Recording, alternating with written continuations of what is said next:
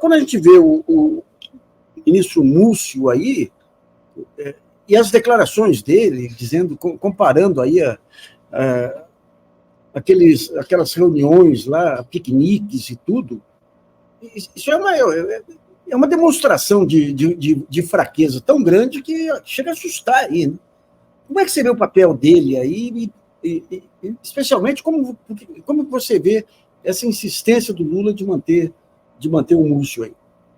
Podemos ver por vários prismas, né?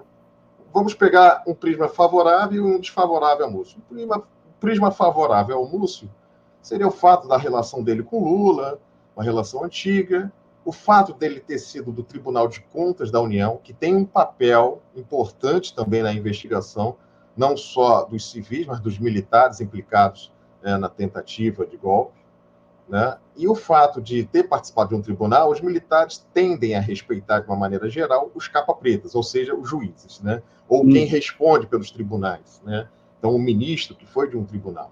Então, há esse aspecto formal.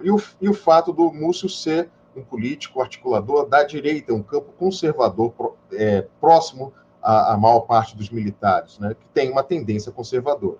Então, isso seria o prisma favorável ao Múcio, né? O que ocorre é que, agora, o prisma desfavorável, é claro, é essa necessidade que tem, né? Principalmente campo progressista, mas toda a sociedade, né? De separar o joio do trigo das Forças Armadas. Ou seja, você tem militares que se corromperam, né? Que optaram por uma via não democrática, por uma via autoritária, que tentaram reeditar 64 de uma forma, inclusive, né? Patética, mas que afetam a imagem das Forças Armadas e se busca uma solução. Bom, e um outro prisma que eu posso aqui trazer ao nosso ouvinte é que, quando a gente fala de ministro da Defesa, a gente tem que tratar de uma questão chamada subordinação dos militares ao poder civil. Então, desde o governo Temer, nós temos militares na pasta da Defesa, o que não é uma coisa muito comum nas democracias. Por quê? Porque as três forças têm que ter um civil que faça a questão da interoperabilidade. Se você coloca um general como ministro da Defesa, você dá maior prerrogativa ao Exército. E, convenhamos, nas democracias mais avançadas, como é o caso do Brasil, que está caminhando para essas democracias mais avançadas, né, e que tem uma base industrial crescente, o peso orçamentário do Exército ele tende a ser um pouco mais reduzido em comparação à Marinha e à Aeronáutica. Então, quando você coloca um general como ministro da Defesa, é um problema. Bom, isso, o Múcio seria a resposta como ministro civil, né? A resposta do Lula. Só que há outras questões.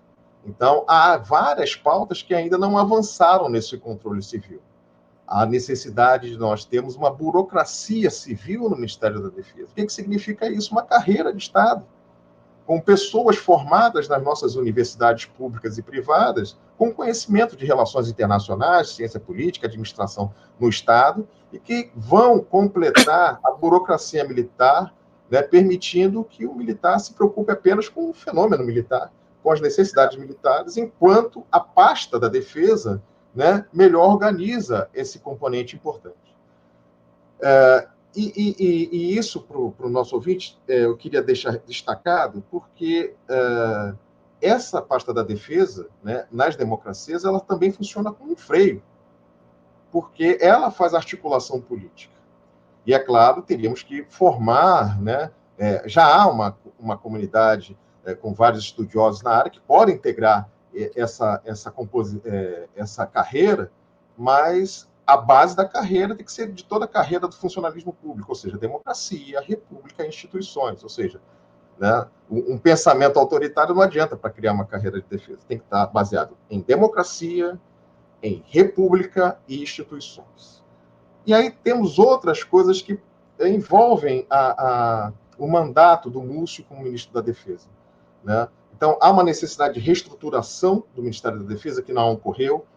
Não é só a questão da punição dos militares, né? E há também uma necessidade, talvez, há uma necessidade de sensibilizar o presidente que nós temos uma comunidade de defesa com mais de 600 pesquisadores civis e militares.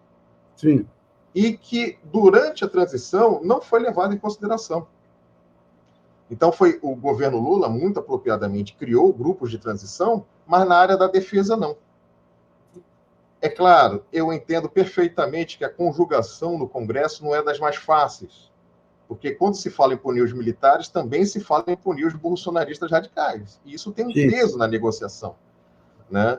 Mas é necessário, né, que o governo Lula veja, né, que há uma comunidade que, inclusive, nos seus mandatos com apoio à universidade, ele ajudou a construir indiretamente e que pode ajudar, né, nessa reestruturação do ministério, que é importante para todo mundo, inclusive para os militares.